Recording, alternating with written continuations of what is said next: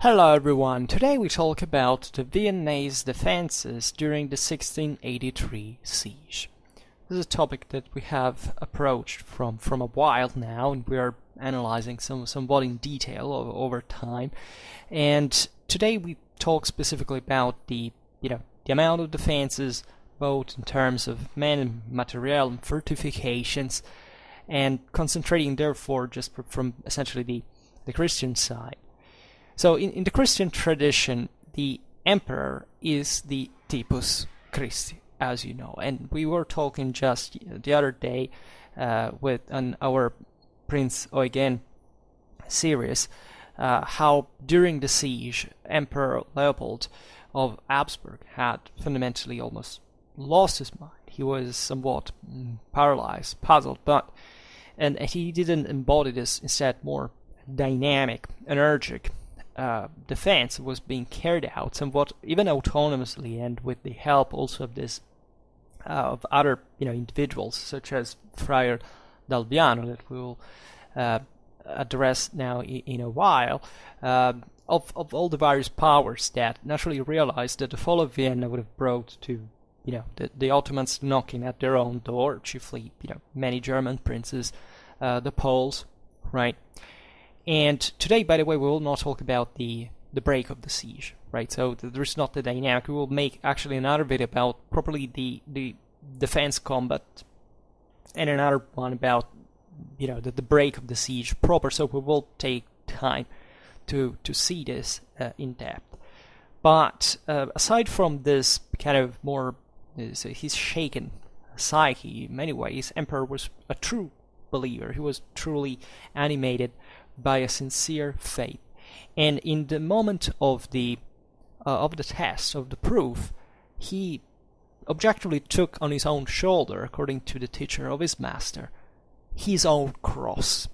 Right? This is the burden. You're emperor of the Holy Roman Empire, so technically you embody the greatest ruler, namely at least of the Western Christendom, and you are fundamentally being overwhelmed in your private possessions by the Ottoman invasion that is besieging, in fact, your own, we can't call it capital, as at least the most important city of the Outland, as we will see now in a while, also the dimension of the Habsburgic domains at the time.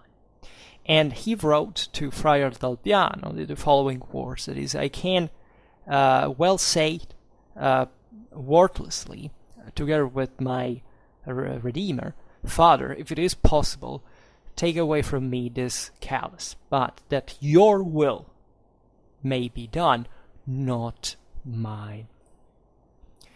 And this was a letter sent to Marco Dalbiano on the field, right? And it's obviously quoting the evangelical passage of Matthew 26:42.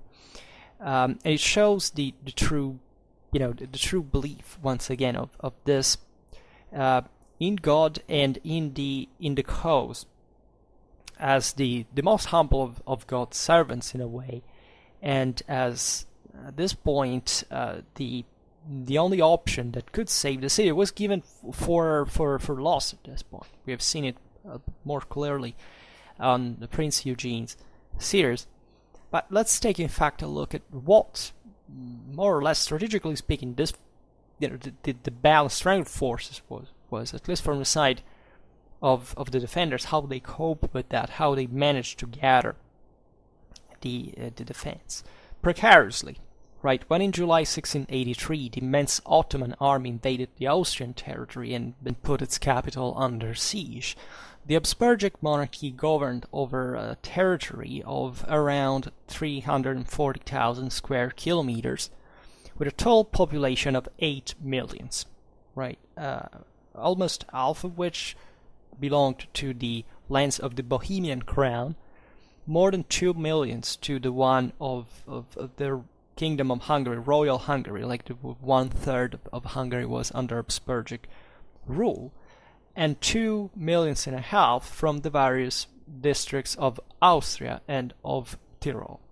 And the Habsburgs, as you know, had uninterruptedly carried from at least a bit less than 130 years the imperial crown, the Holy Roman Empire, was formally elected, closely tied to the royal crowns of Germany and of Italy, that, however, from a practical point of view, were a fiction.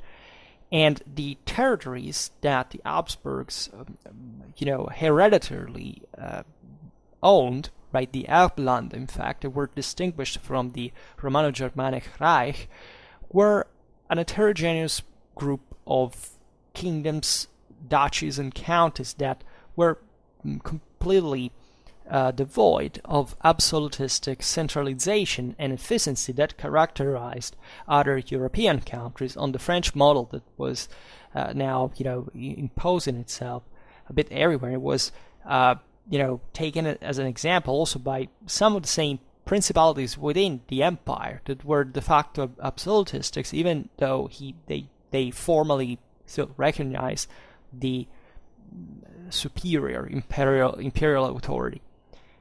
And from only 3 years had passed away one of the fathers of modern Austria, the Generalfeldmarschall Count and eventually Prince Montecuccoli, that for all his life had insisted for the organization of a permanent army provided with a solid logistical base.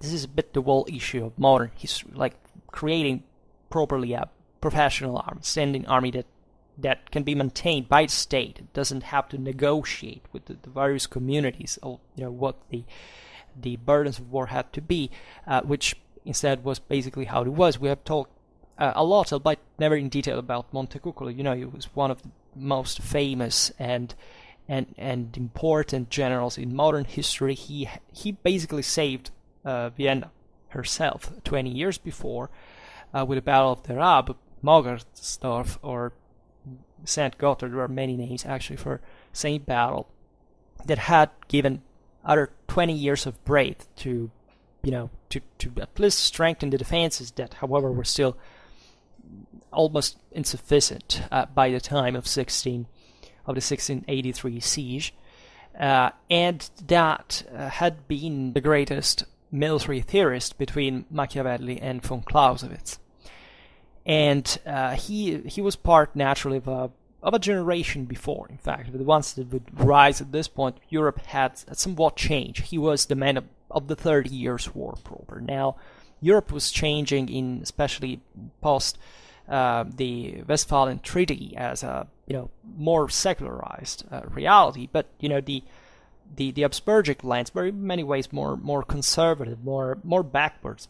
Also, by the way, because the obvious advantage and capabilities of a sovereign ruler at this point derived from a political institutional system that, in fact, could, like with the model of France, as we have seen, that created the first modern army, right? The first means of expansion that, by modern standards, that would bring, in fact, the whole Europe to try to stem its advance.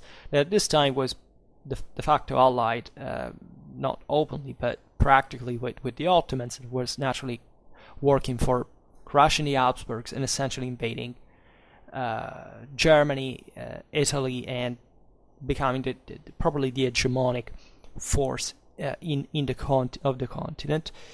So it was a struggle that, as we've seen in the Prince Eugen series, passed through many cultural tracks that Western Europe was beginning to discuss in a truly international way.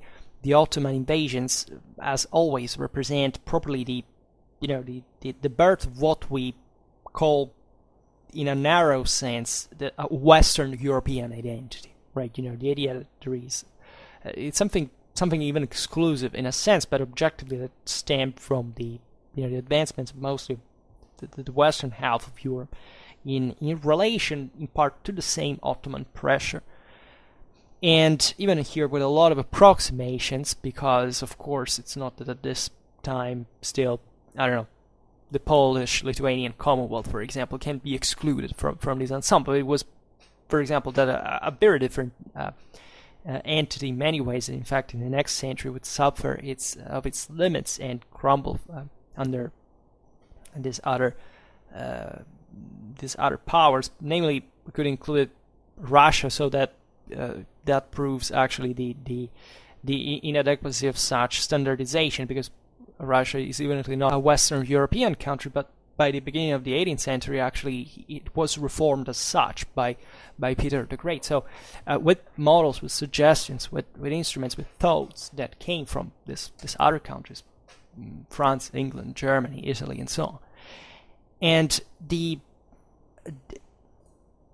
such a reform, right, was exactly what in this very complex set of states and Stände of it's difficult to even to define as a sort of class or community, right, of social orders, provided each one with its own institutions, and especially very jealous of the respective prerogatives, because this is what the Ancien Régime, after all, about.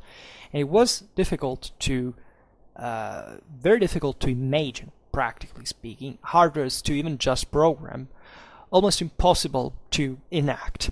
Right, and the terrible 60 days of the siege of Vienna would have been properly, and this tells you how important it is actually war in the structuring of civilization by definition, the birth pain, right, from which would have emerged a great power, that is the Austria of the as it starts to take shape from the end of the 17th, the beginning of the 18th century, through this endless series, of wars, of expansions against the Ottomans, but also of, against France, and in securing a space, a dimension that was finally able to start centralizing, so starting evoking, negotiating the end of such prerogatives in exchange for the relief from the military burdens at that point, went properly to the state, right, to create and this is how actually Austria took a while before it was effectively accomplished, like as we'll see also in the late chapters of Prince Eugene. You'll see that even in there was not properly a state, a statal army that was rising, at least, from that's something that began to happen towards more like the mid-18th century and on. But the bases were set by this dramatic set of occurrences that can be traced from the legacy of Montecuccoli, and also especially this most traumatic and glorious event for the Austrians of the 1683 siege of Vienna. And the feverish preparatives for sustaining the clash, the onslaught that was incoming, had been roughly felt already, right? And in 1680, the total, this is just for saying about the military expenses of the whole thing, right? The total income of the Habsburgic monarchy was something like 6,600,000 florins, while the expenses had touched the 5 millions and a half, right, which were of 3/4 of which, bit less, 3,800,000 had been employed for the military expenses. Right? This already tells you, as it's natural in these realities, that the greatest part of a state expenses were about war. Like, systematically speaking, there was no other way for a power of those times to spend money otherwise.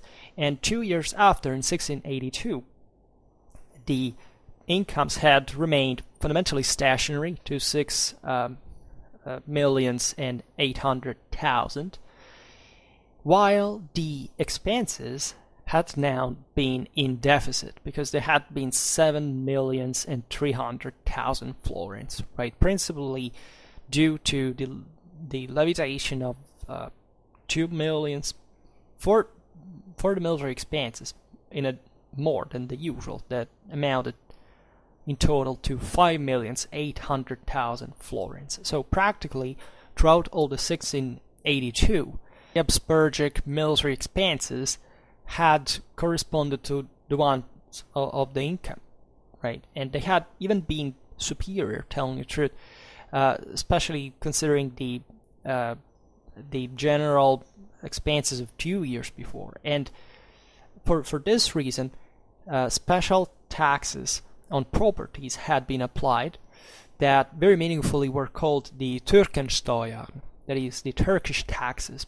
And to the special contributes voted at the Diet of Regensburg in 1680, foreign loans had been gradually added. But Spain, that had given a remarkable financial support to Austria during the Turkish War of 1663-64, the one Montecuccoli had fought, now was in trouble in his duel against France and had not been able to do much. The majority of loans that the Habsburgic monarchy of Austria had enjoyed since 1680 came fundamentally from England and from the Netherlands. Right, and this tells you in many ways what's the deal of the second half of the 17th century. It doesn't matter whether you're a Catholic, whether you're a Protestant, just fight against France. That's the issue there, because these powers were in the first line against Louis XIV, and naturally an Ottoman victory at Vienna would have shifted dramatically the international paradigms in their disfavor. And fundamental role was covered, especially in terms of loans for logistical organization, by the Hofjude Samuel Oppenheimer, that was a prominent or wealthy Jew attached to the Habsburgic court by a special privilege, right? And that managed this also financial problems. And in any way, Oppenheimer's 6 million florins required for the war were essentially refused to be collected by the Stände that had allowed the levy of just a bit more than the half of it. And by the time the Ottomans were approaching the Viennese fortifications, the latter dated back still to the 13th century. They had been modernized and reinforced after the Ottoman siege of 1529, but they weren't this great much. They were now in ruin. Multiple parts were poorly kept, and anyhow, they had been hurriedly repaired and reset up to obtaining dispositive of corten in on average between 6 and 8 meters high and 20 meters wide, with 12 bastions in muttons that were protruding the Italian way, and they were defended by a counterscarp that was advanced and reinforced by triangular ravelins. And it was assumed that they would have been enough, but the renovations were carried out hurriedly and with very restricted economical means. And to the reset that was, luckily wanted since November 1682 by he who was since 2 years the military governor of the city, Ernst Rüdiger von Starhemberg, had been working one of the best military engineers of the time, Georg Rimpler, that had gained an experience about the Ottoman siege systems during the War of Candia, and that in his team had some great specialists such as the Saxon Daniel Züttinger and the Italian Leonardo Anguissola. And a continuous palisade in great and robust beams, on average 2 meters tall, was erected behind the external defenses of the bastion curtain and over the scarp. And it had to be actually an amazing work, albeit much more precarious than what at least the iconographic sources that remain would like us to show in general. But consider the concept of good enough, as we often point out, that has to work in war. And around the city, from the land side, so from the south, the suburb houses had been raised, right, creating this vast open space that was largely controllable, therefore, while along the course of the Danube that was easier to defend in the north, had been created more advanced defenses in April while the Ottoman threat was approaching, albeit still nobody officially talked about it, but people in the city naturally chatted a lot about it, and we will have to see the approaching maneuvers because we will have to tell the story also from the Ottoman side. 8,000 peasants worked in corvée, that is, were basically coacted in there just to work, essentially cleaning the counterscarp and ditches that were about 20 meters deep and from 6 to 8 meters wide. And the defenses were prepared in continuous shifts in which the entire population participated. At night they worked by torchlight, and outside of the city, at the boundaries of the Vienna in face of the Danube, the fortress of Klosterneuburg and the fortified church of Weißenkirchen constituted good advanced defenses for the city. The suburbs that had risen beyond the walls were rapidly raised, and even there the inhabitants that didn't have the possibility to establish themselves somewhere else were to enter the city and to adapt to occupy certain buildings that had been left free by those who had fled, right, or to accept certain makeshift accommodation of sort. And we'll see later, what the situation was like for the population as well, because we don't know excessively much, but there was an enormous confusion in many ways, because surely many people had fled the city, but other refugees throughout all the countryside and from very far away from the heart of the Balkans had fled to Vienna in that regard. So you have to imagine this columns of people that are crossing half of Europe, literally up to Germany. But we have seen it also in the Prince Eugen series when he reached Frankfurt am Main, where there were these columns of refugees coming from everywhere, all telling Vienna is lost, right?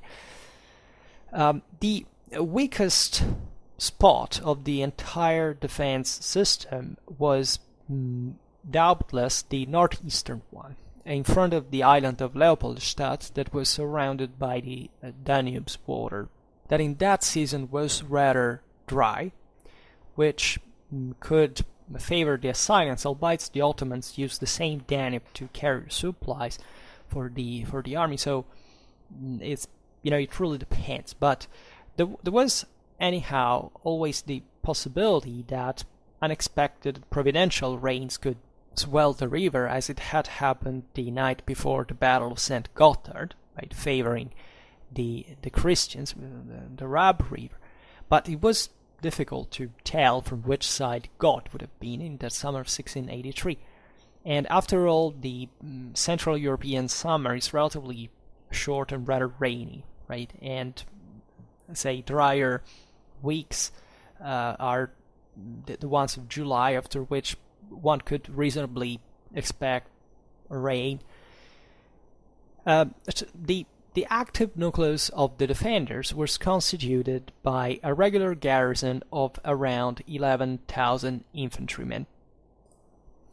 And the numbers here are a bit debated. We'll see better in a while, because especially about the total, we don't know much. And plus to infantry was some squadron of cuirassiers, dragoons, and Polish mercenaries commanded by the Prince Jeronim Augustin Lubomirski.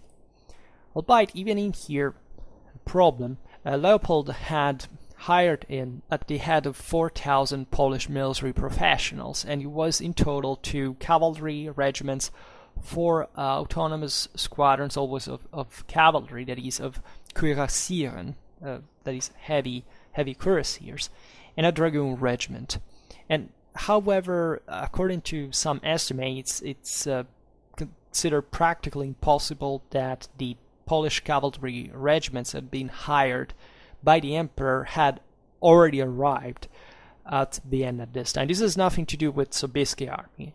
We're talking about properly this other freelance troops that had decided to join the siege, actually at a price in this case, but as autonomously from their country.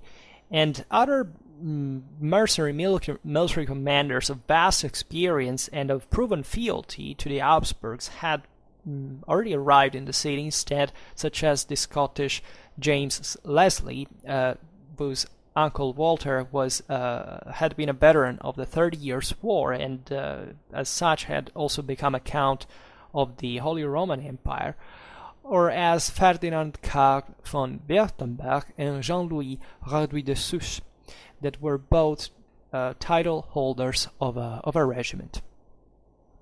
There was also the establishment of a sort of civil defense of around 5,000 men that was entrusted to a college of échevins, we could say, that was presided by the 72-year-old Count Kasper Zdenek Kepler von Sulewicz, that was actually a gritty and grumpy veteran of the 30 Years' War too, characterized by this hypercritical, pessimistic, and unsatisfiable nature.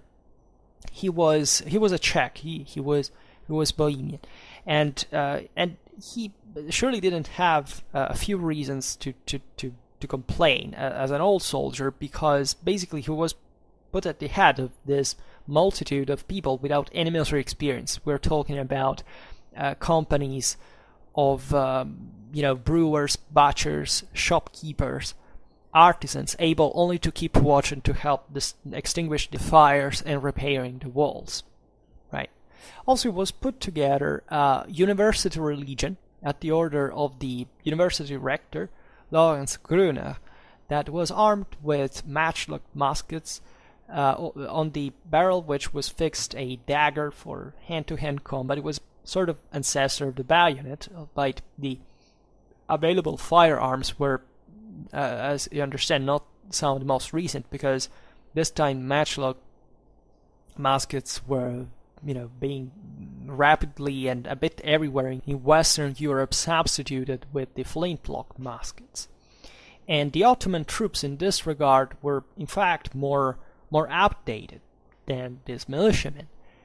And such units came fundamentally in dribs and drabs in the days immediately before the same Ottoman arrival under the gates of Vienna, and they were very often poorly equipped and worse because they brought together with them a dangerous infective disturb, the so-called pink diarrhea, that was accompanied by hemorrhages that would have spread all over the city. So in total, the defenders could count from a minimum of 13,500 to a maximum of around 26,000 armed men of, as we have seen, different quality and origin.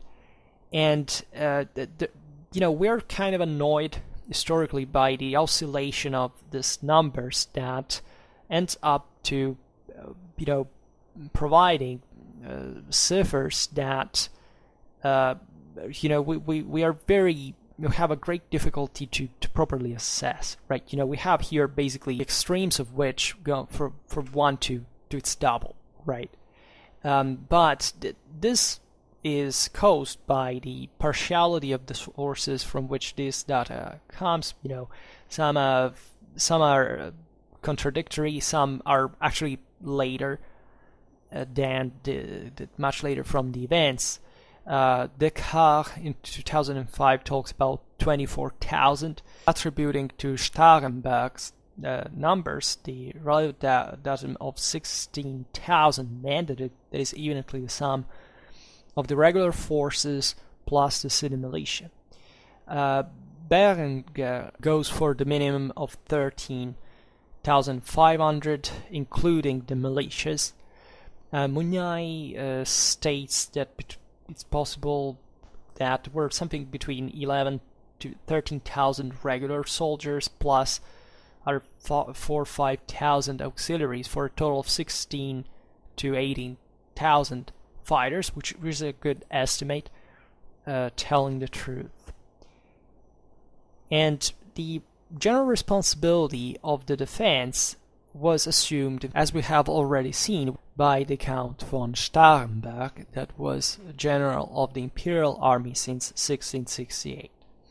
And he was a soldier of vast experience, but he was at this point 45, that by the 17th century was this, green age after all. He was invalid because of the wounds that he had received, and on this occasion was also ill, right? And he was assisted by the energetic Burgmeister Johann Andreas Liebenberg. The artillery, contrarily to what the semi-disastrous picture that is being emphasized a posteriori about the siege of Vienna, in the obvious apologetical intent to underline the heroism of the besieged in spite of the inadequacy of the means, etc., was actually well equipped, right? We're talking about 312, according to others 317 cannons of various calibers and many mortars, right? So that's an important firepower. The main problem was rather about the calculus of the quantity of necessary ammo, right, and also of the relative supplies, right? And that was an unsolvable question because nobody knew how much the siege would have actually lasted, right? And after the experience of the War of Candia, also in the Austrian army had been introduced grenadiers. For example, the grenade was launched handily, of course, against the enemy, and a good specialist could throw it even up to 20 or even more meters. It was essentially a hollow ball of bronze, iron, or often glass that was filled with gunpowder and globules or fragments of metal. And the grenadiers that had to be tall and robust for more effectively throwing their projectiles were also equipped with flintlock muskets, and they would remain since then the elite soldiers in the European infantries, that were essentially, in fact, these assault troops. Also in open field, they were often deployed. When square was formed, they were positioned on the corners that were the more vulnerable parts of the formation to throw the grenades against, especially cavalry. That was the anti-cavalry formation par excellence. Coming back to Vienna, the logistical services and the supplying system were entrusted to the Bishop of Vienna Neustadt, 40 kilometers south of Vienna, Kolonix. He was an old man of war and veteran of the defense of Candia. That it's legitimately remembered as defining the Venetian resistance in Candia as heroic is reductive, right? Just go look that up. It's possibly the greatest resistance in the annals of military history. Terrifying, the horrors of that siege are something unspeakable, and so we're seeing here several individuals that had already, grown into that clash, right, against the Ottomans in this bloc of not continental Europe, Mediterranean, that knew how to deal with the thing. It was largely contributing autonomously, but the best they could in a system that normally up to those times, since the Middle Ages, hadn't known any centralized structure proper, in which every individual was called to make its own part, aside from, with the lack of a centralized organization. And besides the military, we have to account other problems, that is feeding the population, right? And the point even in there is for how much time could supplies keep to arrive, right? Consider to this 70,000-80,000 between inhabitants and refugees, largely from the surroundings, had to be added naturally the military men that were all enclosed into the city walls, right? So it was necessary to stock up food that didn't the parish easily, keeping it away naturally from the predators of every type, especially insects and mice, for which at the end of the day the only effective defense were cats, right? And this was a problem because in the long weeks that would follow, that there would have been this dramatical outcome for which, both mice and cats would have been eaten, right? As in this terrible chase for fresh proteins in the city. It was starving. And the summer season allowed to many privates to collect fruit and vegetables that were produced in the gardens and domestic vegetable gardens that in Vienna were many at the time. That the cities at the times also had always kind of course they had been expanding over time, but there were certain open spaces dedicated to this. In many ways, these communities knew how to be self-sufficient for the bare necessities. Water also would have not been a great problem because summer appeared to be more humid than the usual, and this would have spared both actually the besiegers and the besieged from the spread of at least some types of epidemics.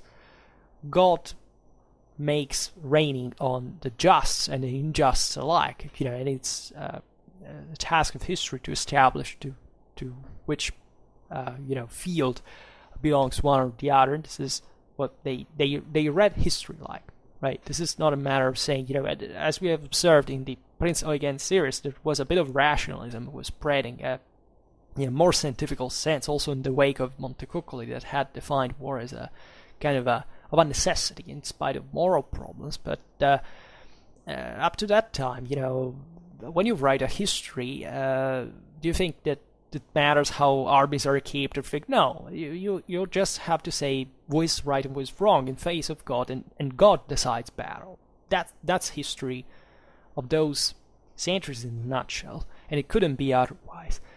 And what we would like to know better, among the things that unfortunately will be able to be demonstrated, in fact, is what was the population really made up of? Because we see that compared to the normal levels of the time, the Viennese population had decreased by just by a few, right? And maybe not more than 10,000 individuals, but those who could had left, right? Probably this had been done especially to put in safety women, children, the sickly, the old people, and therefore all those weak and unable for the sake of fighting, right? So in the city had remained mostly men of a balanced age, not too young, not too old, while the gaps that were left by the exodus of the more lucky in a way had been filled, however, from the refugees of the surroundings, and even more than those, because they had installed themselves in the same environments that had been left empty by those who had gone away, right? And there wasn't much of an option for many. And we have talked about mostly military aspects, the fortifications, bastions, artillery, we're talking about the militias, the supplies, but there is not, like when we talk about the siege of Vienna, naturally there is a dimension that goes somewhat beyond, as in any other historical event, but at least this one has polarized much of the attention of our culture, our civilization, for many reasons, for the outcome, for the consequences, for the meaning of it all. And there is a force that is physical, but as we have seen from the von Clausewitz series, more is primarily a clash between moral forces, right? So we have to understand the deep motivations, right? In the past, there was kind of more attention to this. The Hegelian academics, in some ways, were very attentive to the values of spirit that maybe overlooked a bit too much the material, economical, technological aspects of the events, which perhaps not even today are properly considered. Today, the relation we have with technology, ideally today, is pretty messed up. Like, most people do not have the slightest idea about the history of science, about the history of technology. How is that what we have works and how you can make it work? What is a field of application? What is a spin-off? How you can fundamentally apply certain instruments, and maybe in some more recent times there's been an access from the other side, right? The decades of the Marxist history that essentially deals with material culture, that is very tempted to the relative prices and consumptions, the costs and incomes, means and instruments, the weights, measures in a structuralist sense. And today, specialists, thanks to this mix of views, are able to calculate, for example, how many crackers could be consumed daily in a galley in the sea, in a sea route between Morea and Cyprus, or in a certain year between the 15th or 17th century.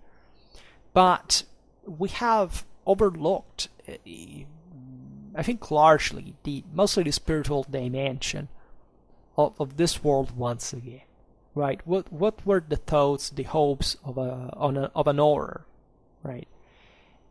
And we don't know. This is the problem, historically speaking. We ignore, for example, which prayers were used to recite during the orating, right?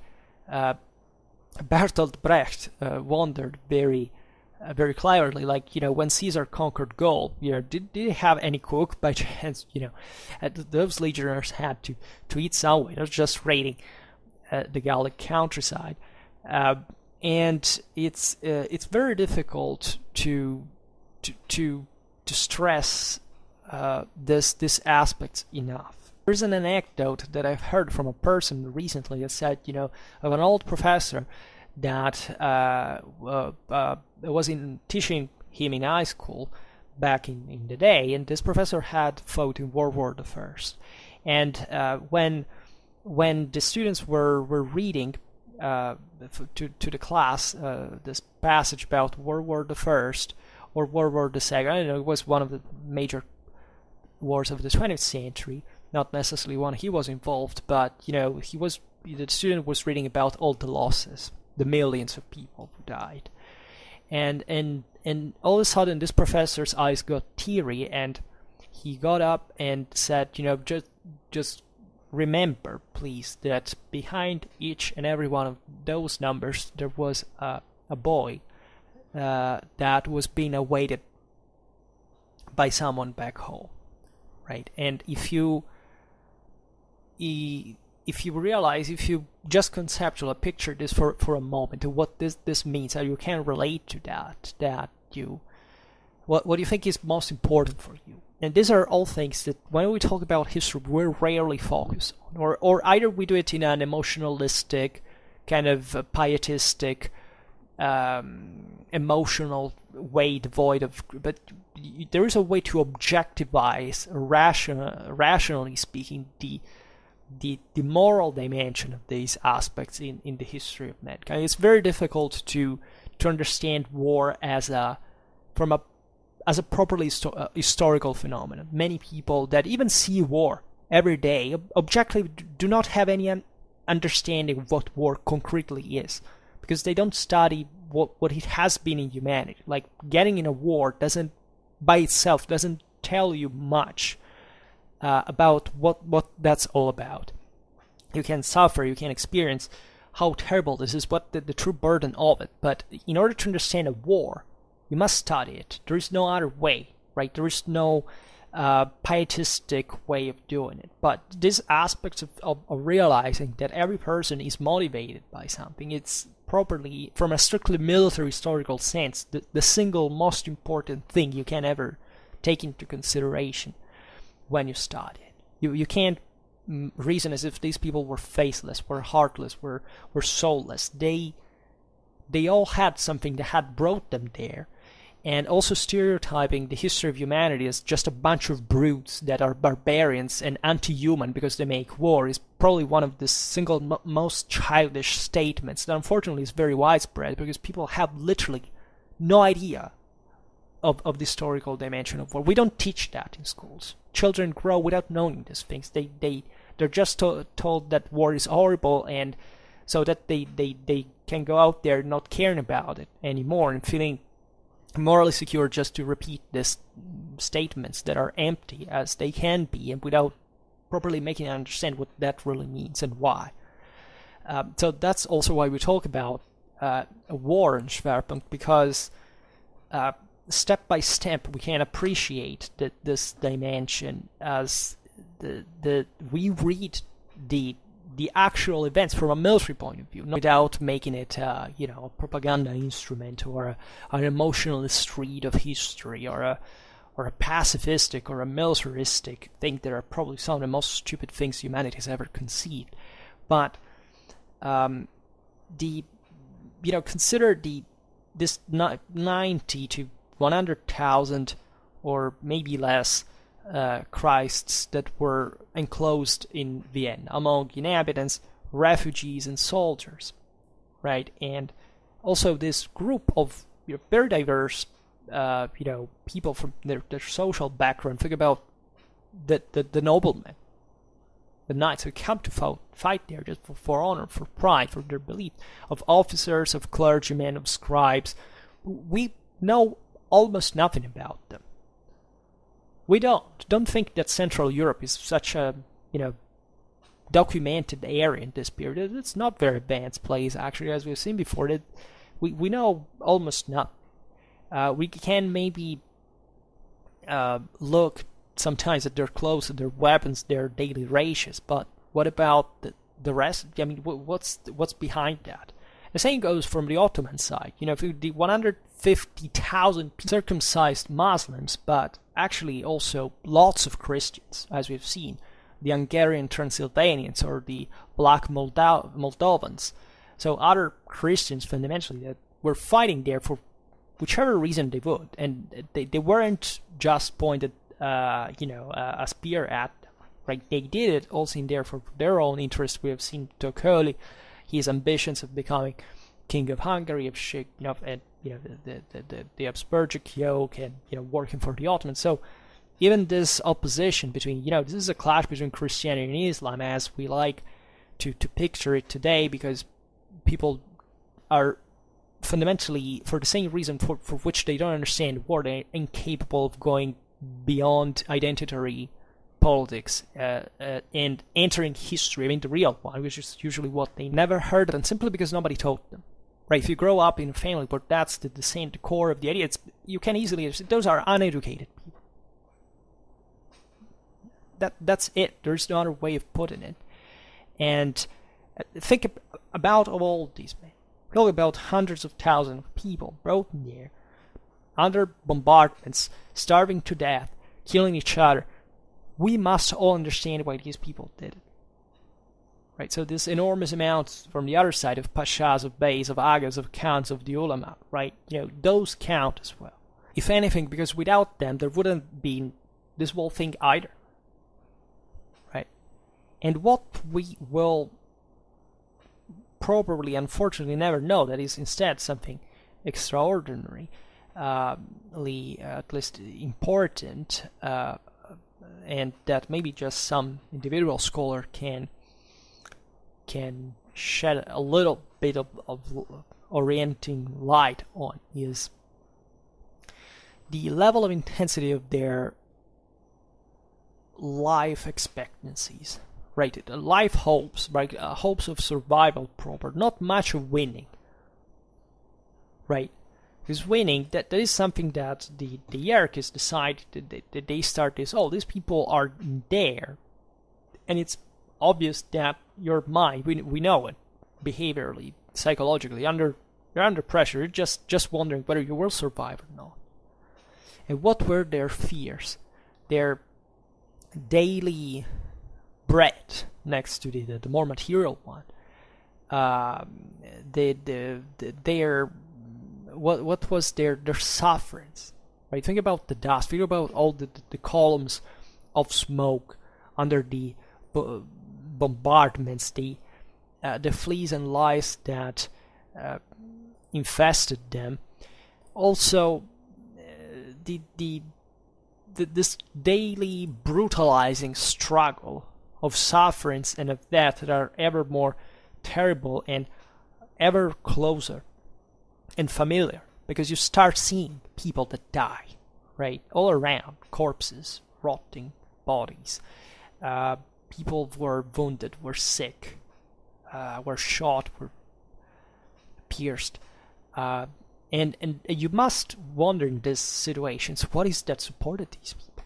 That's what highlights the determination of these people, the pain and compassion that they brought all together, the prayers recited in the most solemn or terrible moments, the disconnected phrases shouted or murmured in the moments of terror or agony, the calls to Mary, not as the general of the imperial armies, but the mother that knows what it means to hold in her arms a lifeless son.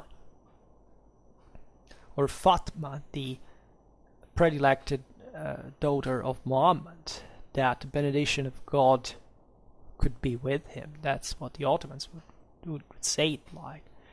But also the mother, the daughter that has been left home and behind you and leaving for war, and that you may well never see again. So in besieged Vienna, they prayed, they sang, they cried up to the moment it was possible. Candles were lighted in the churches. The divine mysteries were celebrated daily. Sanctuaries and chapels remained open every day and night. Votes were taken that would have had to be sold after the liberation of the city, if it had ever come.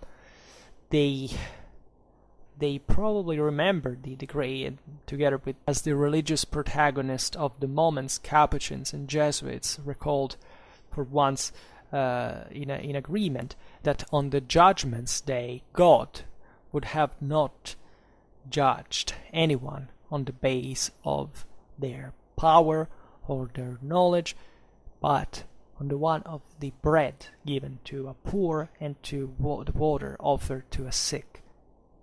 Right? 5 times in a day, the Viennese ears were wounded by the high hall of the Quranic prayer that came from beyond the bastions. And that just imagine this, just remaining in there, or for those people who didn't fight on the walls, but that were around, just thinking that there is this major wall, and you hear terrible things from the other side, explosions. The Ottomans were enacting some of the same tactics that the Germans, the German Staatstruppen would use during World War I. Right? They blew up the fortifications with mines, so they're bombarding the breaches and then eventually assaulting. This often at night, shouting all together. But just think at what this meant, what it means to live like this, what it means to never sleep because there is always a shot, an explosion, to just rationalize this environment, that you are in there and you're risking your life continuously.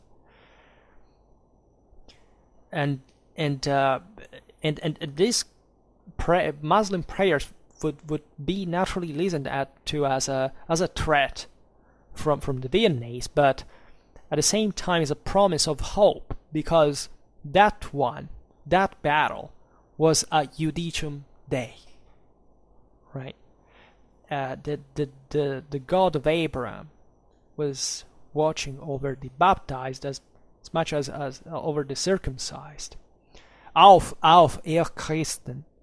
So, up, courage, you Christians, right? This is what the pulpits and the squares thundered like. This is what Abraham in Sancta Clara and his brothers and the different orders of different ecclesiastical conditions shouted. The preaching of the crusade was a moment of strength, a support that fed the spirit, was a sacred representation, a promise of victory, because as the same Bernard of Clairvaux had recalled more than 500 years before, after St. Paul, by the way, for a Christian, there is no other glory if not the cross of Christ, and winning is a gift, and dying is unearned. And what can a believer fear when he knows that that has been forever won? But how difficult it is to remember that that has been won while the cannons thunder continuously, and in every moment there is the danger that the walls can fall and that the heathen can swarm in the streets. Right. So try to picture this, because we live in a world where we have sterilized this perspective. We live in this aseptic analysis of data, numbers, and just apparent facts, because there is no such thing like a fact objectively. It's very funny when one comes on channels like this, and to think that now I checked this channel because it gives me historical facts. The history is not based on facts. Fantasy is based on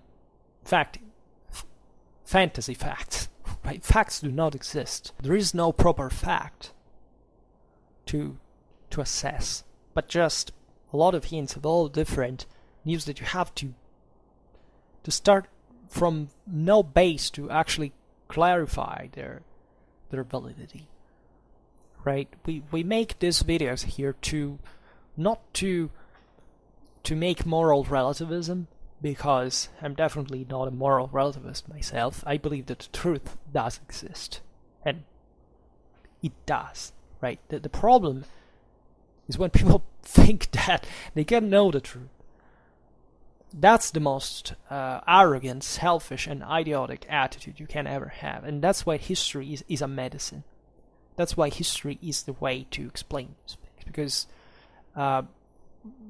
most people hear stories and get away with, they're fundamentally content with that, right? Stories. Children are told stories. History is having the courage to step in the darkness, going out there on your own.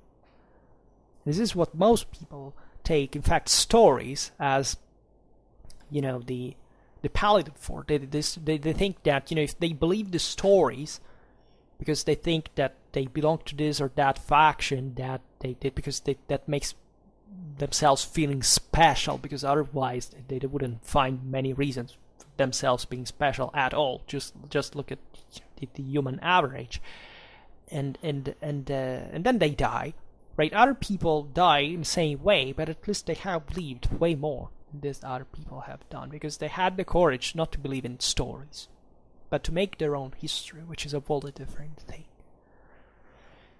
We will talk again, of course, about the Battle of Vienna, as we were saying at the beginning of the video, in other aspects and other details, but for now we stop it here. I just hope that you enjoyed this video. If you did, please share it, otherwise leave a like or subscribe to my channel if you're interested in my upcoming contents. And for now, I thank you heartily for listening to me. I wish you a nice time and see you next time. Bye.